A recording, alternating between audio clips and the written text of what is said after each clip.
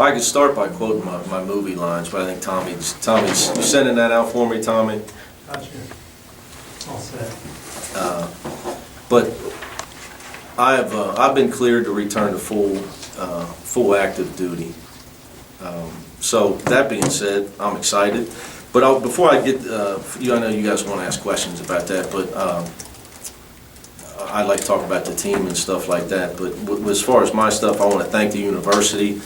Obviously, our administration, the president, owner, the board of trustees, Mike Bone, and everybody for being so supportive during the last 3 months, which for me seemed like 3 years when you can't coach your team. But meant a lot to myself, my family, my daughter. So that was huge, and I appreciate it. I am really obviously appreciative to Coach Davis and my staff. You know, Larry would be the first one if he was down here. He's up in the office recruiting where he loves to be. But if he was down here, he'd be the first one to tell you that Antoine and Darren did an unbelievable job, as well as the young guys on the staff. Mark Berger changed his role really the most in the middle of the season, going onto the court and taking over some of the game planning duties and scouting duties that Larry had to take over. So everybody stepped up. I'm really proud of the team and what they accomplished. You know, while I was going through what I was going through, I think is a huge statement about where our program is at and where it's poised to go in the future. That we were able to survive the head coach not being able to coach a team really in the middle of the season, entering the conference plays. I think we're probably the first program in major college history to be able to survive that and make the NCAA tournament. So I think a few of our players did an unbelievable job. All the guys were good, but a few guys did a tremendous job with leadership in my absence, and stability for Coach Davis.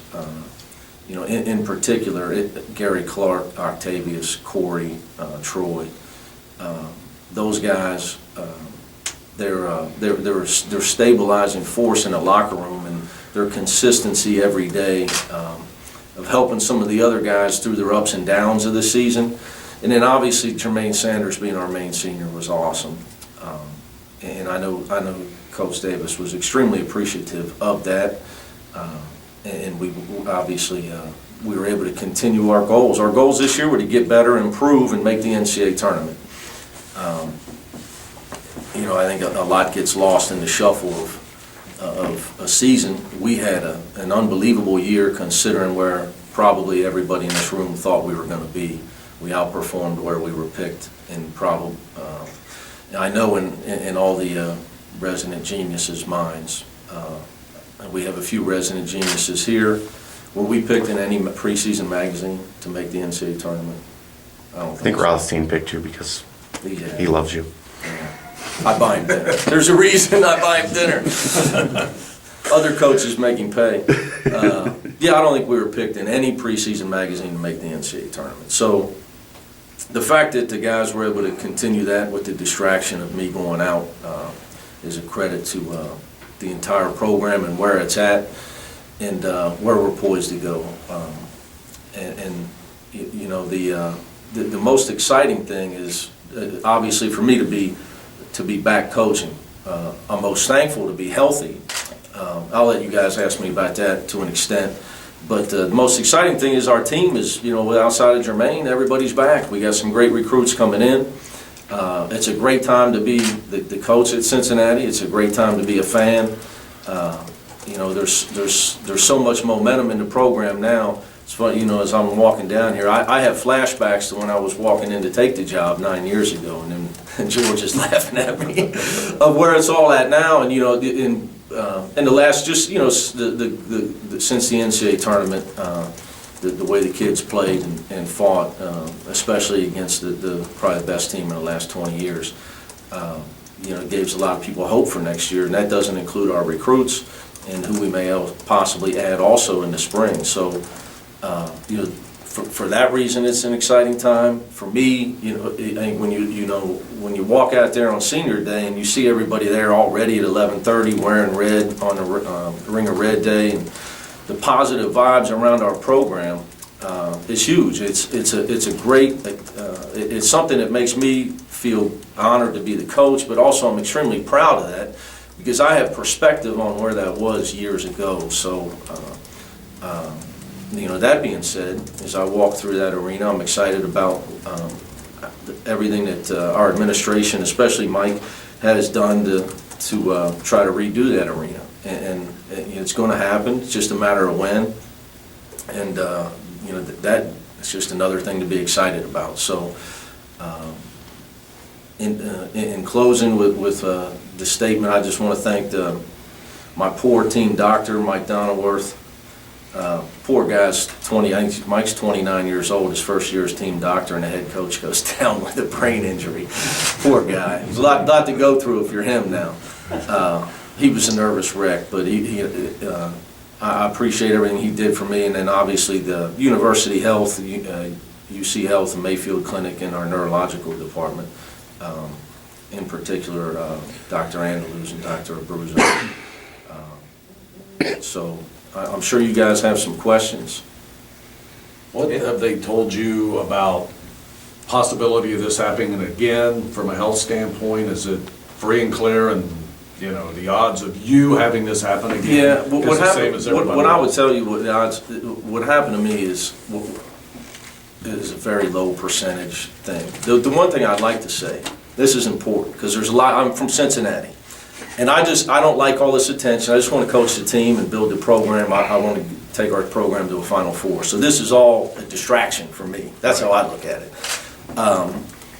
Two things. It's not a result of a coach yelling. I get that one all the time.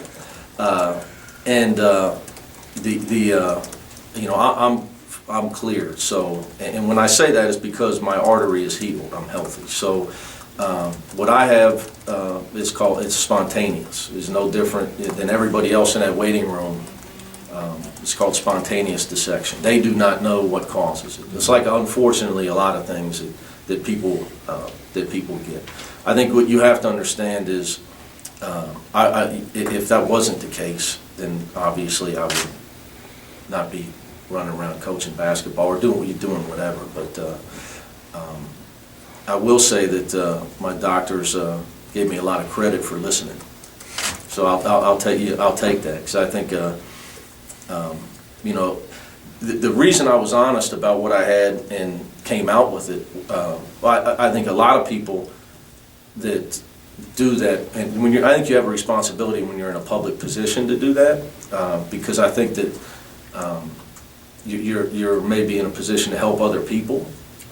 You know, they can identify, they may be going through some of the same things. I've shared in the media that I've had multiple letters and people reach out to me that had headaches and went and sought help, and you know, are in a better place and are gotten treatment for that. So, you know, but it's over. Fortunately, now it's over for me.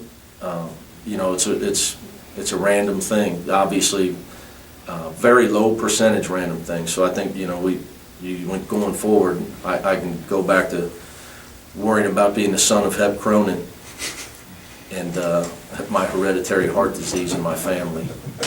What was it like when you went in for those tests? I mean, what went through your mind? I know you thought you were healthy, but there had to be some... With the healing process, I tried to be very diligent with my rest and do it all. But some people it takes 6 months. I guess, I mean, was there any sense of what if I'm not healthy? Yeah, because it could have taken 6 months instead of 3 months. But I tried to convey this. I think, you know, people read the original release, and there was a lot of concern and panic when they hear certain words. But you know, my doctors, they were even Dr. Andaluz is the head of neurosurgery, and Dr. Zuccarello's head of the whole department over there. They were adamant that I'd return to coaching.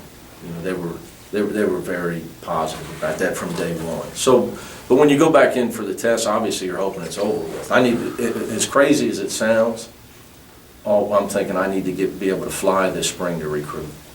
That's what you were thinking? Yeah, that's You what are I'm saying. thinking, oh, what if this? Because individual workouts, I'm looking forward to getting back on the court with individual workouts, but we only got a couple weeks of that. It's more skill work than anything. It's not we're building our base of our team. Spring recruiting's really. So there was no thought that, what if this test doesn't turn out right, I might not be able to coach again? Six more months or? Yeah, I think that's another thing I would share with our fans. That, I think when you do what guys like myself do for a living, you only 95% of the people that know you only know you as the person coaching on television. It looks upset at the referees and intense at all times. And I'm not really like that. I try to be positive at all times. Now I run a major business, in a major college basketball program, but I tried to make sure that was not just going in for the test. It was 100 days of trying to make sure I was staying positive in the right frame of mind. I think that was really important. So you tried to carry that positive frame of mind into the test. Yeah. So at what point on the road, first road game, having a little bit of trouble, are you going to think, wish I was just home watching the game with Sammy? Well, I tell you this. I told Larry, he's one thing he's got issues. I'm way more apt to get thrown out now. I was always worried you can't get thrown out. You cost your team the game if you get thrown out. Now it's just a couple of free throws the way I look at it. I've never been thrown out before, so I'm dangerous. I could get thrown out. When did you get cleared? Well, I met with Dr. Andrews again this morning, but I knew last week. Like Thursday? Well, I've had a series of tests and they've all gone well, but again, I tried, I'm a coach, so we get to be, we don't like to jinx ourselves about anything, so I waited till all of it was really over. But then I wanted to meet with him this morning just to make sure I had some just questions and stuff like that. Did they suggest any lifestyle changes, anything like that necessary? Yeah, not really, Pop. I mean, like the rest of us. The same thing you hear when you go to get a physical, buddy. I mean, the basic stuff that they ask you when you go in there that you shouldn't be doing. So. What was the hardest thing about this for you, and what was the best thing to come out of it, if there wasn't? Well, hardest thing is not be. It was easy when we won. It was hard when we lost, because you feel like we would probably have the same record. So I give Larry all the credit in the world. So, but what I would say is just the feeling of inadequacy that you can't help. That's by far the hardest part. Because that's your team.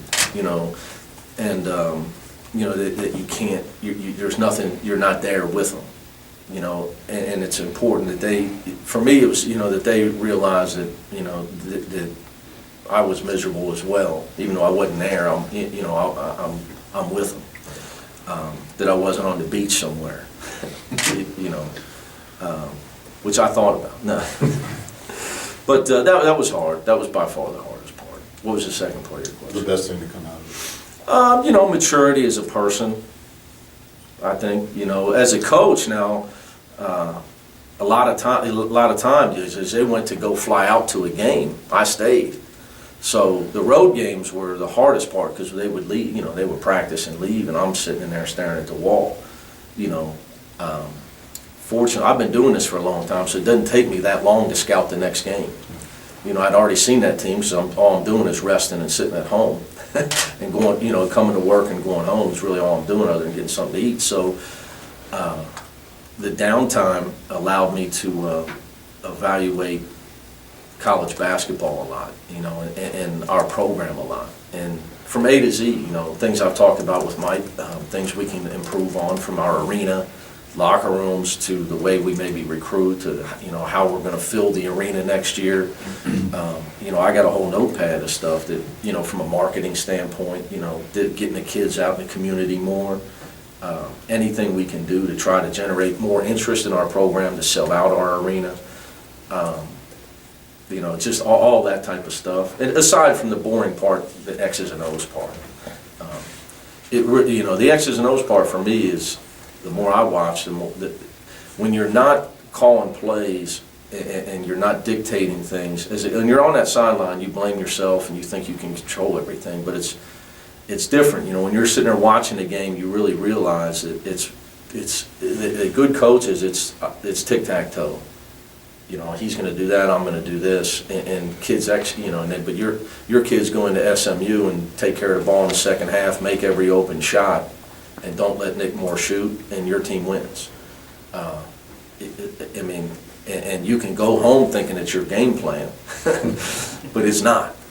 It's your players executing. So I think my belief in motivating players and how to get players to play at their best, and not just getting the best players, but just how to get them to play their best all the time versus what plays you're running. You say you've got some instructions, skill, whatever that is. Skill workouts. We're allowed, yeah. After this? Yes. You're headed right to the... 3:30, yeah. So you'll be on the court for that, for all that? Yeah. Okay. We get 2 hours a week, so we do 3 minutes of 40 minutes, or 3 times we do 40-minute sessions. Will this change you at all, Coach, the way you coach on the sidelines, or are you the same guy? It changed me as a person, absolutely. It's a life-changing experience. What I say to that is, to be honest with the answer, is you're just more heightened to everything around you, to smelling the roses or smelling the coffee. When something's taken away from you, your appreciation to lose a game and be miserable. As bad as that sounds, like part of me was, I just want to be there, be miserable with my staff. Yeah. I want to be miserable with them. I want to have a stomach ache again because I can't eat because I'm miserable because my team's struggling. Just that type of stuff. Your heightened appreciation for your ability to be a normal person. As far as coaching the game, during the game, you mean? Sure, yeah. Oh, I don't know. It depends on who's officiating. Again, I can really this is the one thing I want to reiterate to you medically. My arterial dissection is diagnosed as spontaneous. The majority of them are contact injuries. My doctors don't think it has anything to do with me yelling at an official or getting upset. I think that's, people say, well, why didn't you coach? Well, because now I have a soft tissue injury and I need to rest and let it heal. It's random, really, really random. So, I think coaching becomes a lot of, coaching is different every year depending on who's out there playing. When you got a veteran team, and they tend to do what you ask them to do a lot more consistently. So it's funny when I hear, I've been here a long time now, 9 years. I've been 12 years a head coach. So when you have a veteran team, people say, "Oh, you look so much more calm." Well, we're 12-0. They're 12-0. We don't turn the ball over. So they say, well, the kids seem more calm because you seem more calm. No. The kids are more calm because they're veterans and they're really good players. It's not because I'm not getting upset. It's got nothing to do with it. So that stuff amuses me. I enjoy that stuff quite a bit. Nick, did it affect the recruiting at all? I'm kind of wondering if anybody used it against you. Well, that's another reason why we're here. I don't work in the most noblest of business at times. So I think it's important for the recruits we're going after now and the younger kids to know I've been diagnosed as healthy and I'm clear 100% to come back to work and with no restrictions. So that's important. That's really the main reason we're here. Although I enjoy seeing you guys, and I want to thank a lot of people, but and try to generate interest, try to sell out this place next year. But recruiting's the biggest. It's your lifeblood. Recruiting and scheduling are the two most important things, and when you have my job. So, we'll see. But we've tried to stay active as much as we can with dealing with it. Fortunately, we signed 3 guys early, but I'm sure that they were reached out to a few times. Looking the next year, as the media was kind of dying down in that locker room after the Kentucky game, I look over and Shaq's kind of in the corner just talking out loud. And LD talked about it too after the game. Does he seem like maybe that senior light clicked right away for him, or was it maybe just frustration knowing you guys were close? And Yeah, I mean, he was. I think the biggest thing I would tell you about us is, we were insulted at some of the media in the way we were approached in our questioning before that game. And I know nobody meant anything by it. I get how good they were, but we're not a mid-major program. Kids came here to win championships and try to go to Final Four, so we expected to win the game. Although people may say that you're crazy. Well, I think that's been diagnosed. So that's something that we try to.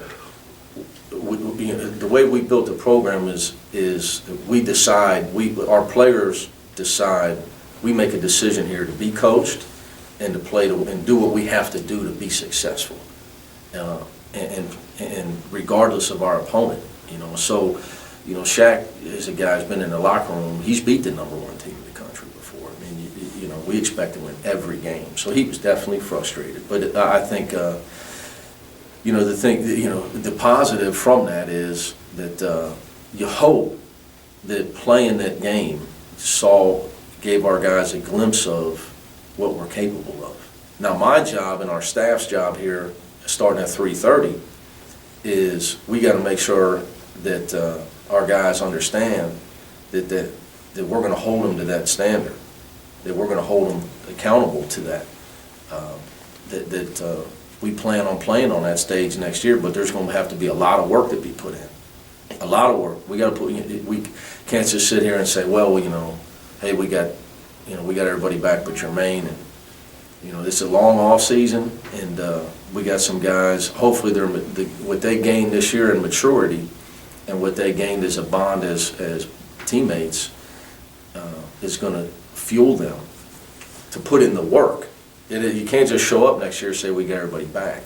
We got a lot of work to do to get where we want to go next year.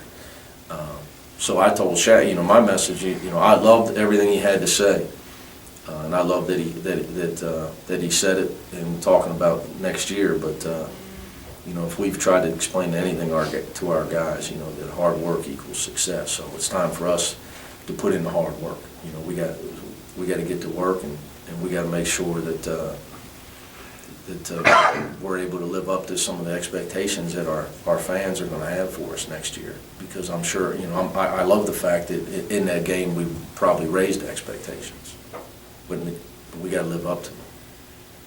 Mick, with the success you guys had, Larry's names came up a lot for some Yeah. of these coaching vacancies. Have you two talked about that? What kind of advice can you maybe share that you've given him? Yes, Larry's definitely, he's been contacted. He's actually met with a school. He's got another school to meet with. And his name should come up for a lot of vacancies. And I think that's something that we're all proud of. I think that probably the biggest mark you can have as a programmer, as a head coach, when people want your players and want your assistant coaches and like the way you do things. So we're really proud of that. We don't want Larry to leave, obviously, but the chance to be a head coach again is something that any assistant would want. But I think he's only going to do that if it's in his best interest. I think he's definitely had the 9 years of a tough situation. But that being said, if the right one presented itself, I think it's something that he's definitely listening and looking. He's not hunting it down. People have contacted him, but I can assure our fans, though, if they knew him, like some of the people in this room know him, he's the same. He got his breakfast this morning and ate it in his office, and he hasn't hung up his phone, and he's still in. I'll have to send a manager to get him to make sure he's on time for workouts, because he'll be in there. He He's a relentless recruiter. He recruits, at 58, he recruits like he's 28. I've never seen anything like it in our business. Because in our business, everybody can't wait to stop recruiting. Everybody hates recruiting. As the coaches get older, Larry loves it. He can't get it. He loves the chase. He loves the hunt. He's got a saying, keep turning stones. You eventually find gold under one of them. So he loves it. So we'll see. If he does happen to get a coaching job, I know that we'll all be happy for him. We'll have a great grill out of my house, but we'll see where it's at. Along those same lines, I think we got to ask, you've been contacted in the past, some big jobs open. Anyone tried to lure you away? Oh, I'm the only guy that has an agent that doesn't need one. I have no interest, none. So it's a state. The only job I have an interest in is the Cincinnati job, and getting it done. And extremely excited about next year. I'm interested in any side jobs I can get with Mike Bone as far as helping him do what he's trying to do to elevate our program behind the scenes with our arena and all that type of stuff. We got work to do here, so I think there's plenty of work. But I appreciate you asking that, but it's pretty basic answer with me at this point. I feel extremely fortunate to have the job I want. And that's the advice I give to Larry. Darren on my staff has had some people talk to him. I think you have to identify in life, this is a maturity thing, what you want out of life. For me, I have a great appreciation that I am the coach at Cincinnati. So, I don't view other people may, like I see things and I chuckle that people may say that certain jobs are better college basketball jobs than Cincinnati. I don't look at it that way. Now, obviously, I'm biased. I'm biased. I look at where we're at and where we can go and how close we are to getting there. And there's some pieces to that. We're going to get them all done. But when I look at my career, I look at guys like Jim Calhoun, Jim Boeheim, of guys that I look up to, because I think what they did, because they stayed, their programs are considered the type of programs that I want Cincinnati to be considered. And Coach Huggins stayed here 16 years, or that wouldn't have happened. Obviously some momentum was lost because of the way he left, and we're gaining it back now. And I just believe that if I can keep doing a good job of hiring the right staff, keep working, keep recruiting, our administration continues to support us the way they want to, that the Cincinnati job is going to be talked about the way they talk about some of these other jobs. But to me, it's the best job. So, but obviously I have personal reasons as to why it's the best job as well. Boeheim, Calhoun, so we got you for what, another 30 years or so? Well, I started a lot earlier. You got to remember that. I'm pretty far up. This is my 24th year of coaching. I'm 43. You may have touched on this, but going forward, do you have to go back like in 3 months, 6 months for another checkup? I'm like you, Gresh, and this is what I told Hugs when I ran into him in recruiting. I'm in a lot better shape than you, buddy. Most of us can. I did tell him. I'm just being honest. I'm being aggressive, nothing against you, but I think if we both got a physical right now, I'm in better shape. Oh, I would not doubt that. My question is, do you have to go back? I mean, I'll get checked up periodically, but yeah, nothing out of the ordinary. I am in better shape than Hugs, though. I think most everybody. I was about to say. Round is a Way to go out on a limb, buddy. Way to go out on a limb. I thought you were going to say George when you look behind me. No. I got Hugs beat, I think. I was just kidding. Now we're beating on my buddy. He had a great year. I got to leave him alone. He did have a good year. One last thing on my mind, you mentioned arena twice. Is that fast tracking where something may get done? I know our administration, and since I signed my contract and Mike came on board, the thing about Mike is he's extremely aggressive. the thing about, and I say this, the thing about Mike versus some other athletic directors, that you got, when you have the experience and you're not a first-time AD, because Whit is a very good friend of mine, we're personal friends, but there's so much that goes into a major project that you've got to tackle something like that, you got to be pretty secure. You know, you've got to have been around the block a few times. You know, you're at the beginning of your career, you tend to kind of, it would probably, if I was your advisor, play it safe. Versus, you know, somebody that's been around the block a few times and can't wait to tackle that project. And let's figure out how to get it done. Because it kind of puts stuff on your shoulders, you know, I feel fortunate in that. That's, you talk about catching breaks along the way, and like I say, you know, that you got to give Whit credit because of what he did to start the Nippert Stadium thing.